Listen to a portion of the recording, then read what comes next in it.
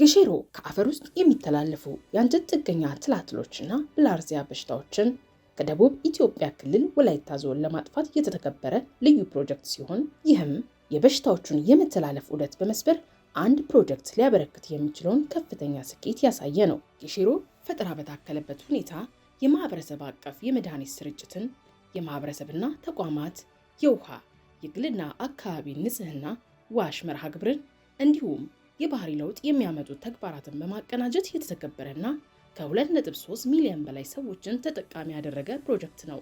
የፕሮጀክት ትግበራ ዘዴው የበሽታዎችን ስርጭት መንገዶች በመስበርና የባህሪ ለውጥ በማምጣት ትልቅ ውጤት ሊያስመዘግብ ችሏል። ጌሼሮ ከአፈር ውስጥ የሚተላለፉ የአንጀት ጥገኛ ትላትል በሽታዎችን ክስተት በሚያስደንቅ ደረጃ ከ36 በመቶ ወደ ከ4 በመቶ በታች መቀነስ የቻለ ሲሆን የብላርዚያ በሽታ ክስተትንም ከ2 በመቶ በታች ለማድረግ ያስቻለ ትልቅ ስኬት የታየበት ፕሮጀክት ነው። ጌሼሮ በቺልድረንስ ኢንቨስትመንት ፈንድ ፋውንዴሽን የገንዘብ ድጋፍ የተተገበረ ፕሮጀክት ሲሆን የፌዴራል ሚኒስቴር መስሪያ ቤቶችን፣ የወረዳ የዞንና ክልላዊ መስተዳደር ተቋማትና ዓለም አቀፍ ተቋማት የሆኑትን ወርልድ ቪዥን ኢትዮጵያንና የለንደን ኢምፔሪያል ኮሌጅ የመሳሰሉትን ተቋማት ያሳተፈ ትልቅ ፕሮጀክት ነው። ፕሮጀክቱ የማህበረሰብ ተሳትፎ ከፍተኛ ቦታ ይዞ የታየበት ሲሆን ለስኬቱም ቁልፍ ሚና ተጫውቷል።